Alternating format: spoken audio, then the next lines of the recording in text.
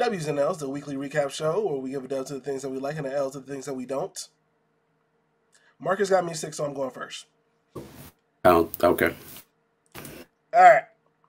I have one dub, and it's accompanied by an L. LeBron broke the record last night.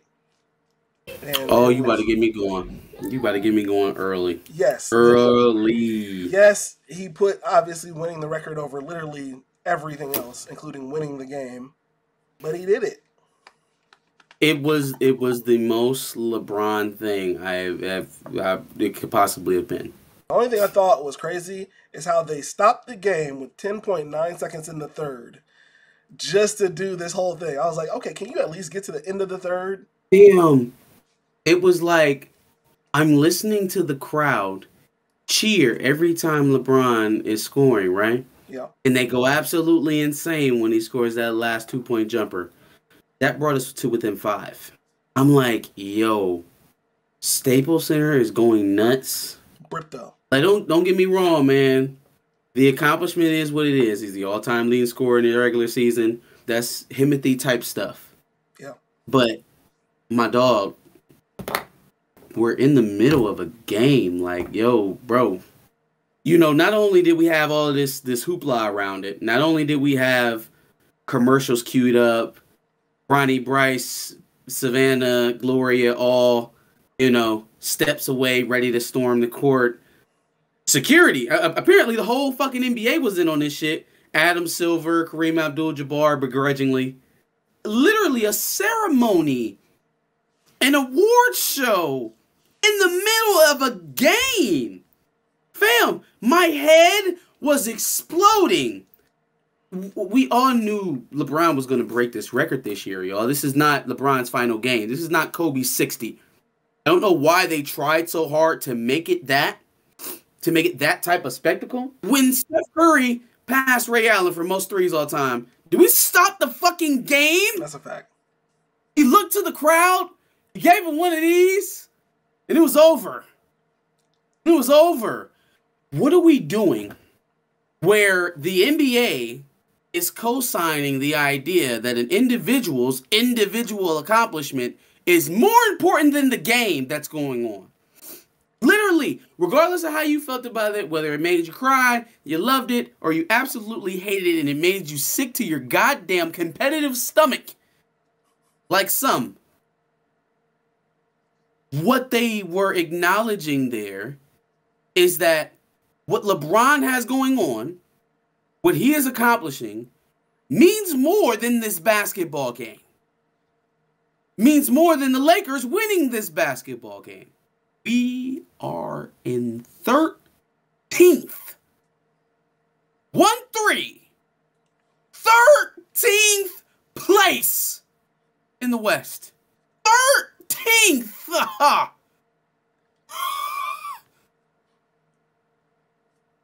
Does it really? It feels great to y'all? Cause y'all LeBron fans. Cause y'all, if it feels good to y'all, that is a LeBron fan thing.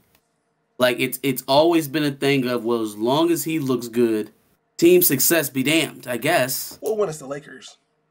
I don't. This is, oh my god. When it's the Cavs, you better win that game, bro. Fam.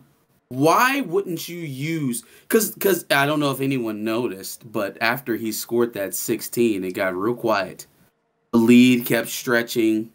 And then all of a sudden, 5 minutes left to go. Ah, shit. Turn my goddamn ankle. Gotta go sit down. Gotta go sit down. Are you happy that the Thunder at least played hard defense on him on those last couple shots?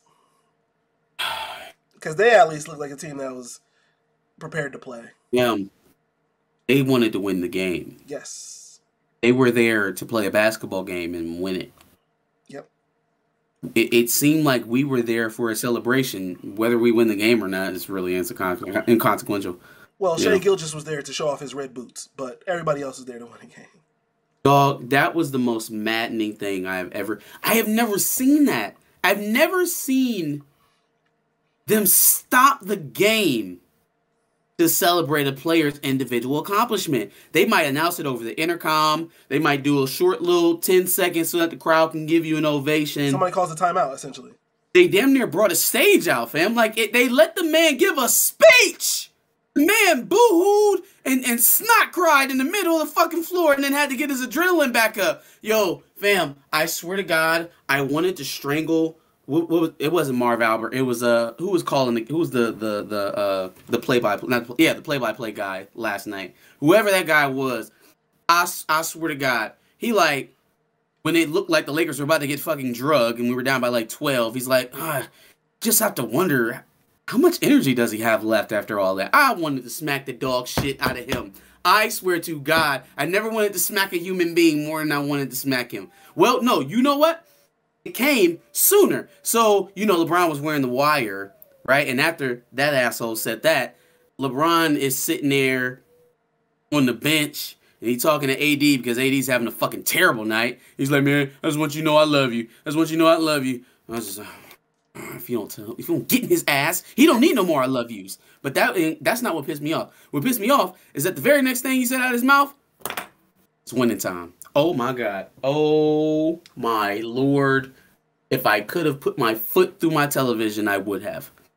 Oh my God. Are you telling me that with 5 minutes left and you're already down by double digits, now it's winning time? Yeah, bro. Oh my God. After you celebrated yourself, now it's time to win the basketball game? Yeah. And you said that shit knowing you had the microphone on? Yeah. No embarrassment. Not an ounce of shame at all. At all. What is another Lakers playoff run if I can have the all-time scoring title? What is another championship if I can have the most points all time? Then people can say, they'll never be able to say I wasn't a great offensive player. Oh, no, that's not even, he wasn't even really going for the record all like that, but since it happened, it's great. It's literally all he wanted. It's all he wanted. No, but that's what he said. He was just like, all the hype, all the energy went in to getting that 36. All of it. And then it was just like, oh, maybe we'll try later. Yeah. I heard Pelinka's working on a 3-team trade. We'll readdress this later. Yeah, you guys might get D'Lo back. Bam, that's not the point. The point is that your man is more interested, it seemed like, at least last night. Let me not try to lambast the whole season. But at least last night, he was more interested in celebrating his accomplishments than he was winning a basketball game, which was very disappointing. There's no, let me put it to you like this, and this is the best way I can explain it. I mean, it's the only way I can express it to you as the kind of Laker fan I am. Could you ever see, under any circumstances, Kobe Bryant allowing the team in the league to stop the game for his sake so that they could celebrate him? No, absolutely not. They didn't even do that in the farewell season. They didn't stop the game. So I did say that there was an accompanying L to go with that. Fucking Drake. Get off my screen. Damn. If there was one person. Damn! Oh my God! If there was one person that wanted to make it about them. Oh my God! Oh, here's Snoop Dogg. Here's Drake. Who fucking cares? The Lakers are down 10. I don't want to be looking at Drake. I don't care. I do not care. I literally said these words to my wife as I was watching this shit. I'm like, I cannot express to you how much I do not give a fuck about this shit right now. While we are losing to the Oklahoma City Thunder by double digits, and there's a Drake tribute in a picture-in-picture on TNT. Yeah, if there was one person who wanted to make it about them at that moment more than LeBron, it was Drake. No disrespect to Snoop. I know he's a Lakers super fan, but why? This is not what I envisioned. It's not. I definitely predicted some of this, but I did not imagine that the highlight, other than the 2020 championship in the bubble, the Mickey Mouse ring. One of the highlights would be LeBron James breaking the scoring title on a terrible team in a loss. That just feels wrong. It feels so wrong. It feels so wrong, and I can't even lay it all at this man's feet because everybody's in on it. Everybody from the front office to the league.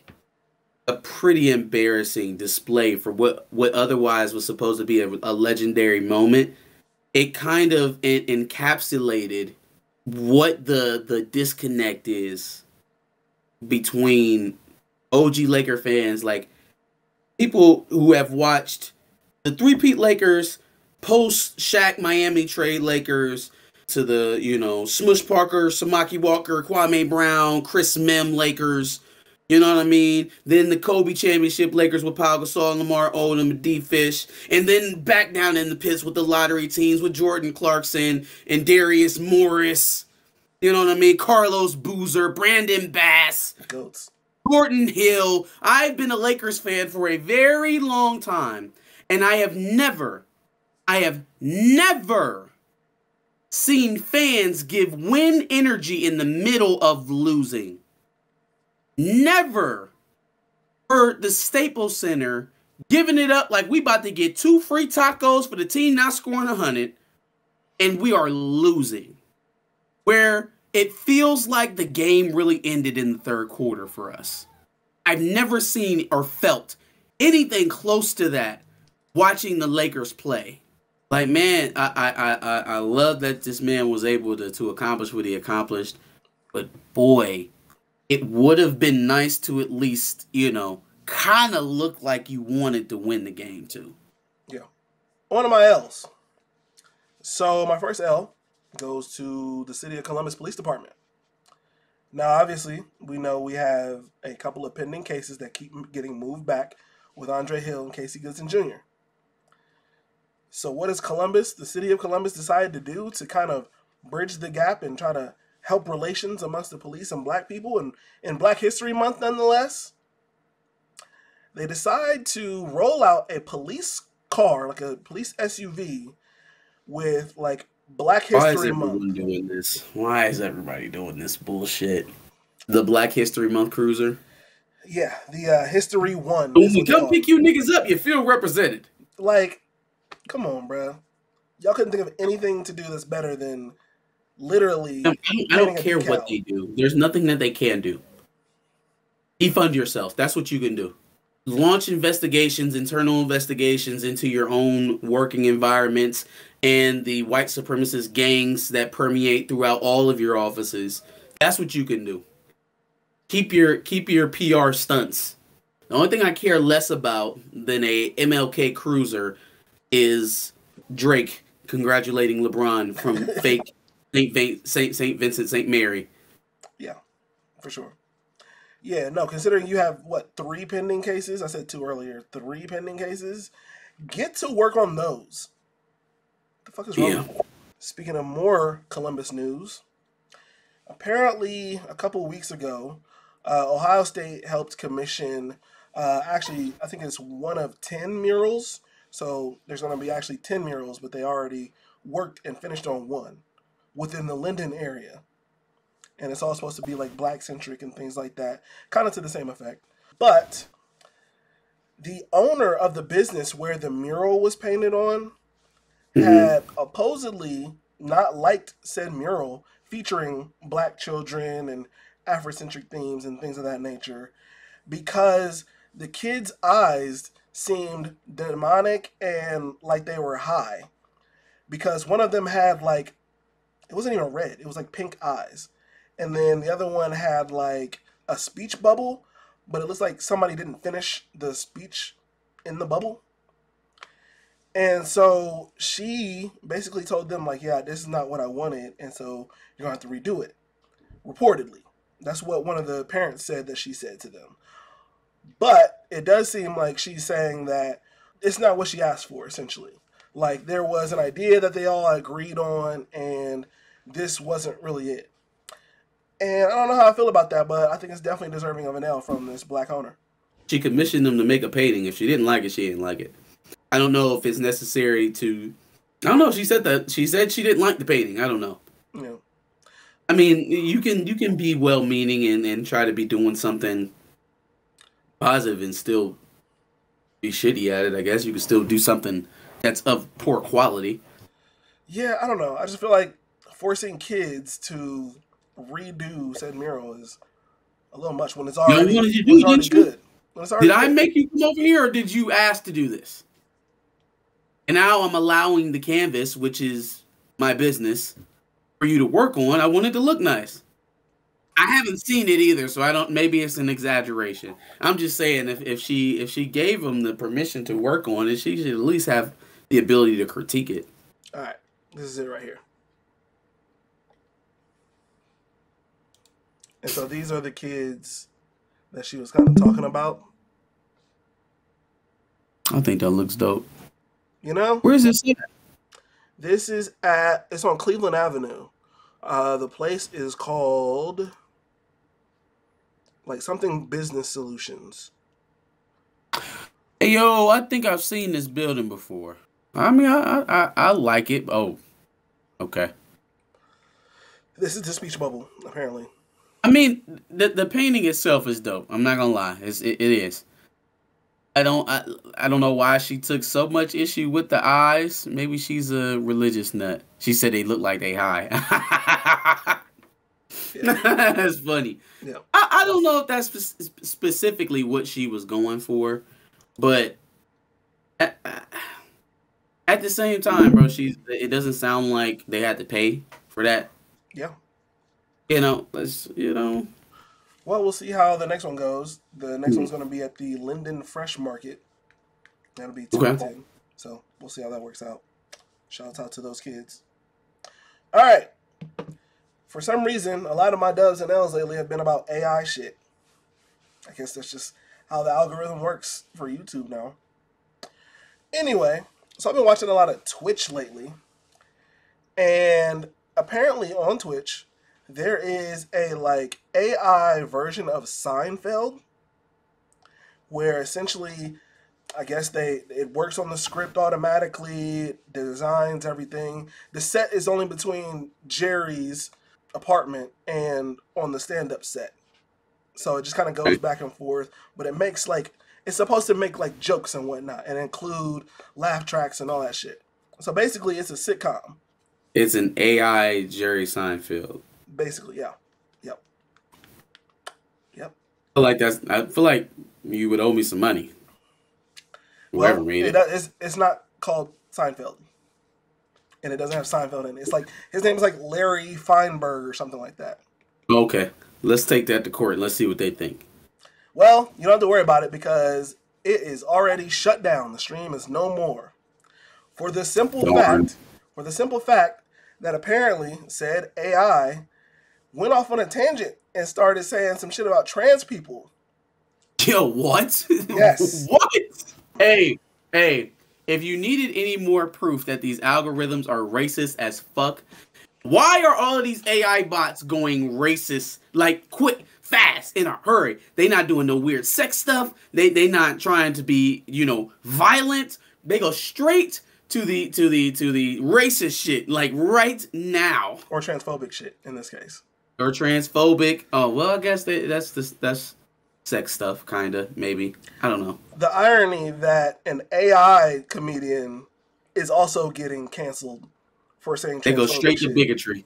It is a AI to bigotry pipeline is nuts. You had the one AI rapper saying nigga. You had the one Microsoft bot that was an anti-Semite, and then now this bot is transphobic. So it was doing a stand-up set. Like I said, I guess it only does Jerry's apartment and then its stand-up set. So it was doing one. It was kind of self-deprecating. It was like, oh, there's nobody here. Nobody's laughing at my jokes. I'm thinking about doing a bit about how being transgendered is actually a mental illness. Or how all liberals are secretly gay and want to impose their will on everyone. Or something about how transgender people are ruining the fabric of society. Okay. Crazy shit. That's not Seinfeld. No, it's not. And it's just like, where did it get it from? If you shoved all of this Seinfeld into it to give it some kind of output, I've never seen a Seinfeld episode where he went on a transphobic tangent. Maybe it's in the archive somewhere. Sure. Maybe it's in the tuck. Right. They trying to tell us something. They trying to give us the 411, trying to let us know. Sheesh. Yeah, no, that was wild. That was absolutely wild. Now, if it comes out that Jerry Seinfeld is transphobic all of a sudden, we're going to point back to this AI, how predictive it was. Yeah. Very telling. Yep. But it's like I said, it's just ironic that real comedians get canceled for the same things that AI comedians get canceled for. Very ironic. All right.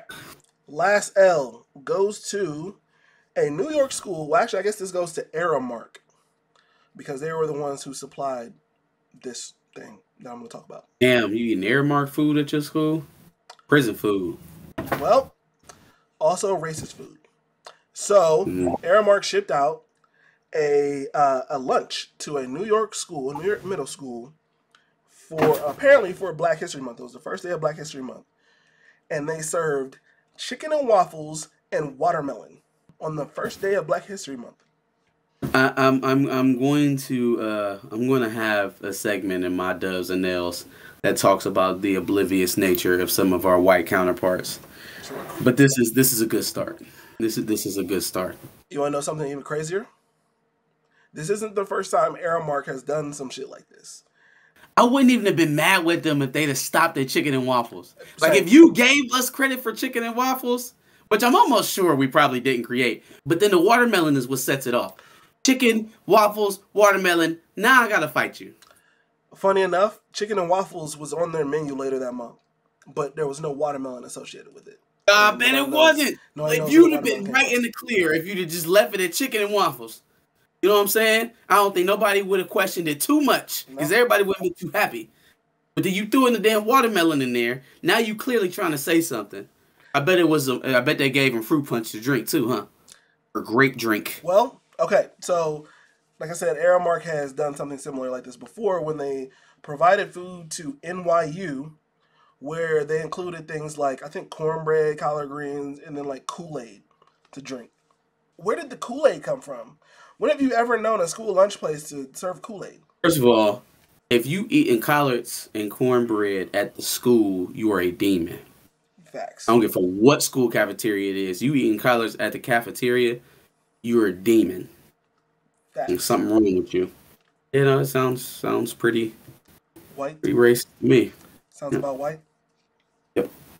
That's all I got. First dub I got is going out to Chris Partridge, officially making his return back to Michigan.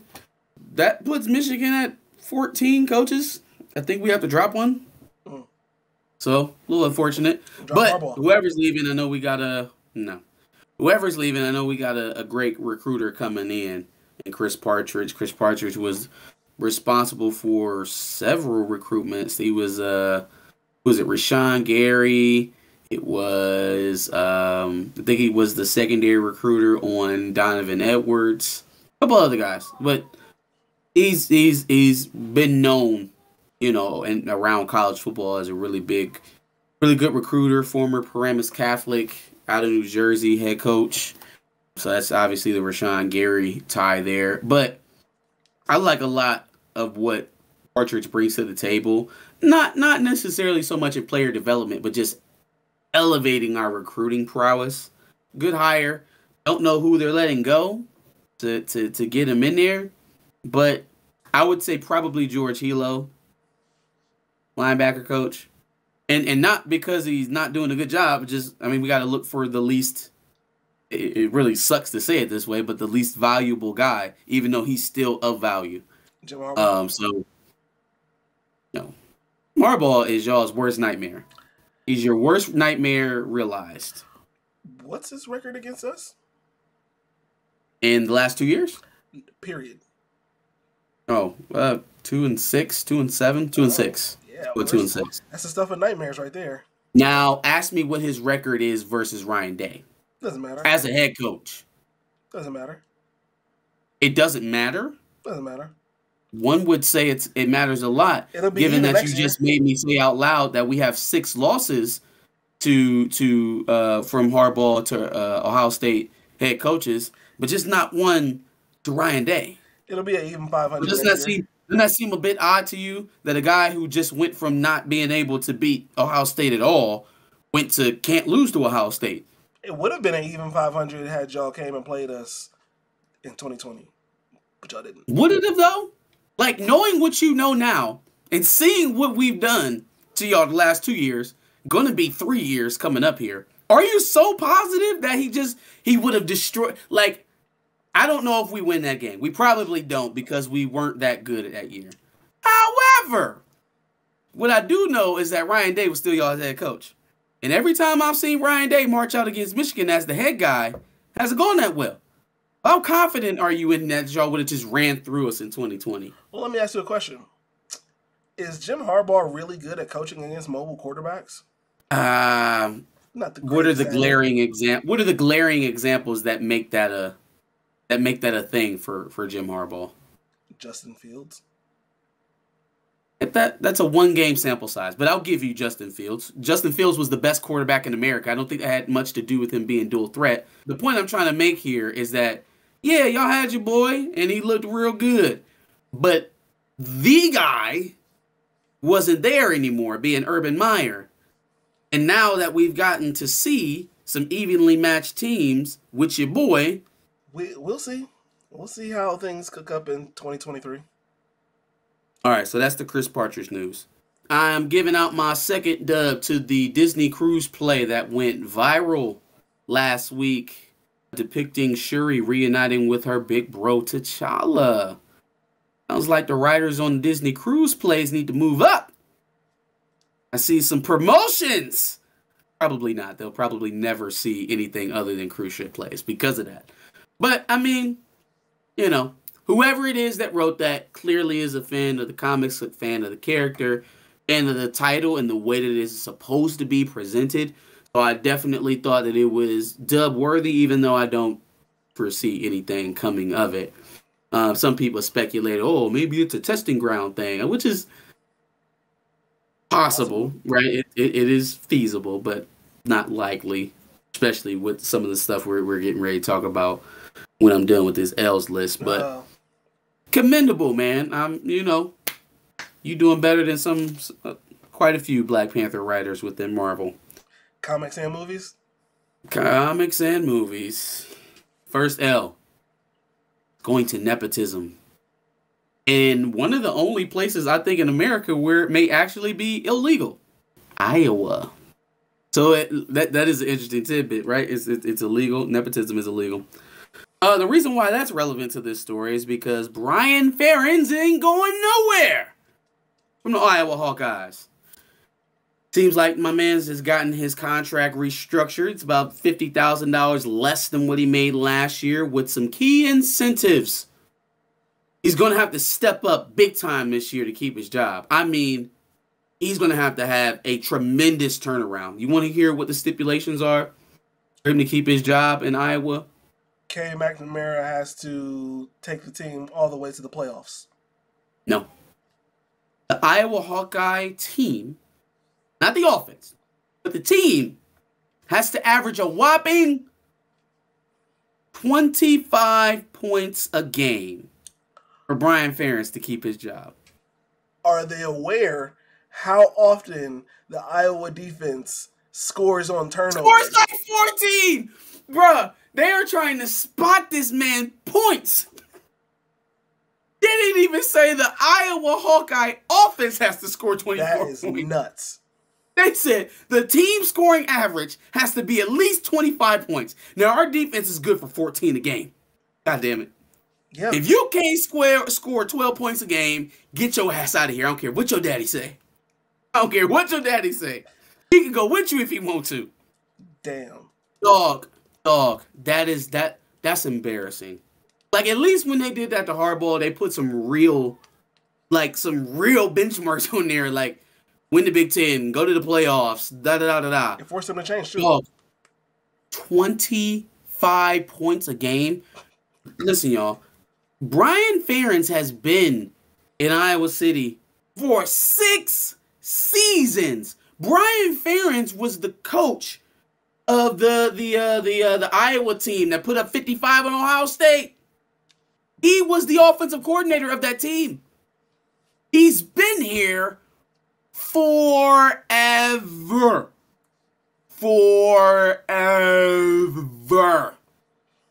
25 points a game? Talk about loading the deck for your boy. That's a fact. like I understand that that's your son, and far be it on me to try and figure out a way to try to let go of my son and really spurn his career because he's been a long time coordinator here. But is 25 points a game going to make you a better team, Iowa? Legitimately. That's tight margin football every week, week in, week out. You can give up 17 points a game. You might be top 10 in scoring defense, but you're going to be in a dogfight week in and week out because you can only score 25. It's one possession. And then how often are you going to be able to hold the upper echelon of the Big Ten, the Ohio State, the Michigan, Penn States, to below 25 points? That's your threshold? That's your threshold for winning a game, 25 points? Even Illinois going to get north of 25. Yep. Wisconsin is going to get north of 25 with the new offense over there. Yeah, this out of that. Woo! We'll see. All right. Next L I got is going out to Joe Tsai, Brooklyn Nets owner. He told James Dolan to hold his beer. He looked at Mike Brown over there in the Cincinnati. Well, Mike Brown's actually been good for the last like 4 or 5 years, so I'll lay off Mike Brown. He looked at James Dolan and said, I can do better. And I mean, it has been a roller coaster ever since. So, boom, Kyrie wants to be traded. You, Kyrie, you come back. Kyrie and Kevin Durant sit down, because Kevin Durant wants to trade as well. They sit down with Joe Tsai. They both go to him and said, we want Sean Marks and we want Steve Nash fired. Joe Tsai says, fuck you, bro. You ain't going anywhere, right? So, boom, Kyrie Irving and Kevin Durant, they okay, we'll give them some time. They come back, and then they fire Steve Nash the first week of the damn season. What? Okay, then we re-sign Kevin Durant, to a long-term deal, but we're still working on Kyrie's, but boom, he has to be suspended for, because we're getting bad publicity and, something Jewish people. Boom, he's suspended. Now he hates you again. Your coaching situation fell through because you're supposed to get Ime Udoka, but then, you're one of those guys that does what the public tells you to do based off of bad publicity. So, no, we can't have Ime Udoka. We're stuck with Jacques Vaughn. Yeah, we suck, but, it's cool. Kyrie wants out again? Well, screw that guy. Why wouldn't you want to be here? Well, what are they offering? Oh, well, the Lakers are offering the 27, the 29. Obviously, they'll have to move Russ, but they're offering, the litany of players that they have on the roster. Just take your pick. No, Kyrie wants to go to the Lakers, so that's the last team that we can go to. But they have a pretty good. No, we're not going to Lakers. Okay, cool. Oh, but then, right, the Suns offer Chris Paul, Jay Crowder, and a first-round pick. No, it's too good of a situation. I don't want to send them to Phoenix to be good. No, we're sending them somewhere else. So you end up settling for a guy that you just traded a season ago with Spencer Dinwiddie. It was Spencer Dinwiddie, another player, and one pick. Oh, I'm sorry, it was a second-round pick. Second-round picks. What are you doing, fam? What are you doing? The Lakers trade, devoid of a win now type of starting guard, right? Russell Westbrook has been playing better this season, but I don't think he's a starter. Devoid of that, our offer is better. You get 2 first-round picks with us. You think Spencer Dinwiddie is worth 2 first-round picks? And Dorian Finney-Green. I'm even about to acknowledge that. Fine player, but not relevant in this conversation. Sure. You think Spencer Dinwiddie is a better match with Kevin Durant than Chris Paul? I don't know when this thing of it became like religion in the NBA not to help the Lakers, but it's a thing. It is a thing. It's damn near collusion. It is damn near collusion at this point. But who's going to break their backs to investigate things for the Lakers? Not Adam Silver. No, he's not. He's got a LeBron ceremony to plan. I'm getting a little bit more serious with this next L. I had to talk about that lame-ass Memphis cop, Mr. Demetrius Haley. Trash. Boy, I have never, ever in my life seen a bigger loser. So it has been confirmed by him himself that he did take a picture of Tyre Nichols' dead body and sent it not only to a few officers on the beat, but sent it to the ex acquaintance, or his ex and former, I don't know what to call it, currently in a relationship with Tyre Nichols, formerly in a relationship with the pussy. What? I heard about sending it to the other cops. I didn't hear about that. He sent it to the chick. Took a picture of the man who had just got done crying for his mother before you beat him unconscious. Or dead at that point. I don't know if he died at the hospital or on the scene. And you sent it to the girl because that makes up for the fact that she wanted to fuck him and not you. That'll teach him. Fucking kill him. That's fucking bullshit. If there's anybody, I know there are younger people that watch us, and this is not to say like, oh, don't never let a bitch get you fucked up, and don't ever be out here fighting over no females. There's some females you may have to fight for. If a woman leaves you, if a woman chooses somebody else over you, she ain't for you. It's not yours. This type of energy right here, first of all, it's a bunch of you niggas out there just like Demetrius Haley. It's a bunch of you butthurt ass niggas. Honestly, it's probably the Demetrius Haleys of the world that are leading this black women are lesser and let's go gallivant through the other gardens of races and find what we want bullshit. Yep. Right? It's you niggas like him. Just like Demetrius Haley, who's so crumbled and don't have the slightest bit of emotional maturity to tuck that shit away and go get another fish. This man was so bent up about losing his cookie that he killed a man. Now y'all want to call dudes that love their wife simps. If Chance is a simp, what is this? What is this? What is this? Who kills off of Coochie Lost? Where do they do that? A lame. Do better. Well, not you, Haley. You rot in prison. Under the prison. Rest of you, do better. Last thing I got. Toss up. Not even really a toss up. This is going to be a bit of a rant. So, I saw a tweet earlier today from Miss Gloria Randolph expressing some rumors about some casting that's going on at Marvel. Apparently, they have not gotten the message about the race swap characters, right? So they're looking for a Black Sentry to go along with Captain America and Blade for some strong black male representation. Oh, I'm sorry, Wonder Man and Falcon, but also Blade, right? Because they're looking for the black male alpha archetype because they seen what they were missing from the last phase.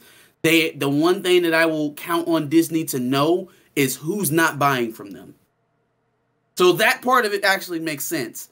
What they plan to do, or what is rumored for them to do to make up for it, at this very moment where Disney is, they are in a vulnerable spot. And to double down on the kind of stuff that was most controversial for you across all of your titles, Star Wars, Marvel, whatever.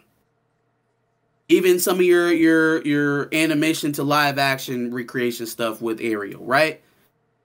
If you're going to head straight in to $120 billion deficit from last year and say, nope, if that's how you're going to give your representation, boom, we're still swapping characters, take it or leave it. That's what you're going to do. That is how franchises die. That's how franchises die. When you hear your fans say something enough, and there's been enough people, let's just call it what it is, on the toxic side and on the positive side, mutually, that hate this. The racists who want to see nothing but white on their TV screens, they hate this shit. And then they come out and then they dog it and they review bomb it. They hate it. The people, the earnest fans, the fans that have been reading and buying your content for decades, hate this. We hate it. Everyone hates it collectively. The only people who eat it up is the same people who got you $830 for Wakanda Forever. The same people that got you, what was it, $820 for Thor: Love and Thunder, and about almost $700 million for Shang-Chi. That is what the common, I'll eat up anything Marvel fan did for you in Phase 4. That is what they give you. You want to depend on that fan base to ride you through. You want to feed them meaningless nuggets of representation that they can hold on to for the phase that they'll be in, just so you can reiterate them and tang them back into a white character. That is the result you're going to come up with. You do not get to be the arbiter of all of these huge franchises and not listen. You do not get to take these stories that were already successful before you and change them to such a degree that they're unrecognizable. And while we're stuck on this specific topic about race swapping, it is so disingenuous to me to be saying, oh man, we really got to do something with black characters, and then to be putting those black faces onto white characters. It's disingenuous. It just is. Every time there's a Wonder Man, that's one Bishop that's not getting on screen. Every time there's a Black Century, that's a Brother Voodoo that's not appearing. And it really, honestly, at this point, it's starting to make me feel a way about some of the actors that are walking headfirst into this stuff. I get that the feeling from a thespian is that that's what the actors do. You play a role. So they want to play anything. They want to play handicapped people. They want to play, people of other races. They want to play gay, other sexualities. Trees. They want to play everything because they want to show their chops of an actor. That's appreciated because I can see the competitive spirit in that. I can identify with that. What I do not like is actors willfully signing up for the type of vitriol that comes along with that.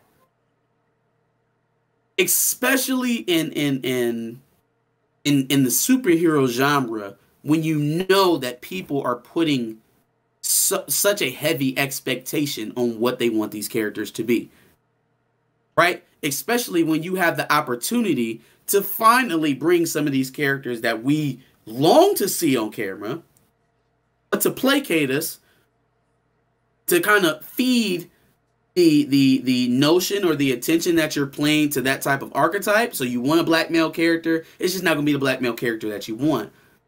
Well, why? Why is it better for Yahya Abdul-Mateen to play Wonder Man as opposed to Adam Brashear? He wanted to play a white man more than he wanted to play Blue Marvel? I don't think he cared. I think he wanted an MCU role. Is that what you're telling me? Why continue to do this stuff? It's not, at one point you could argue it makes you a lot of money. That's not the case anymore. It's not. And to look into that formula and see how it resulted for you and still go forth, even though everybody on each side of the spectrum is saying we don't like this, that's dissonance. That's dissonance. And that just tells me you're going to keep putting the same crap on the film over and over and over and over again. I am so uninterested in Yahya's Wonder Man. I'm uninterested. Like, I wanted them to take a serious look at what they were doing coming into these coming phases and say, all right, look, this is how we came into the last phase, right? And I don't want to, we can't go about this the same way.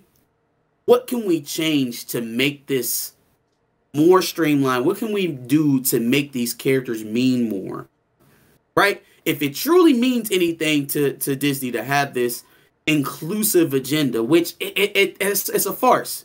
It's farce. It's numbers driven. Number one, it's quota driven. So there's no morality or earnestness involved in it when you're talking data, when you're talking quotas, when you're checking boxes. And then the main metric that they have to gauge their inclusivity is funded by one of their biggest donors. Is a metric that was started and perpetuated by one of their biggest investors. So it when you're not listening and you're failing, but you're doing the same stuff, that tells me that maybe the decision to stay on that course comes from a little bit higher than who we're talking to. Shout out to Disney for their Black Panther performance on Disney Plus, but then losing, was it 2 million subscribers this quarter? They lost 2 million subs in Q4 in the last quarter from last year. Disney is laying off 7,000 people, cut Wow. cut 5.5 billion in funds. 3 billion of that is content costs, and they lost 2.4 million subscribers in Q1 so far. Since January? Bam. The house is burning. The house is burning. But then you're gonna waste. You don't have the social capital for this shit. If Wonder Man is not a hit, that's a scar. If Wonder Man is not an absolute smash, they're going to drag that shit into the ground the same way they did Moses Ingram and Obi-Wan Kenobi. Fair or not? Fair or not? They are going to drag this shit through the mud, and they know enough now just to talk about it poorly on the internet and not watch it, i.e. Morbius, the third release of Morbius. Dog, that is a lot. That's a lot. We were expecting layoffs. We said layoffs for a long time at Disney.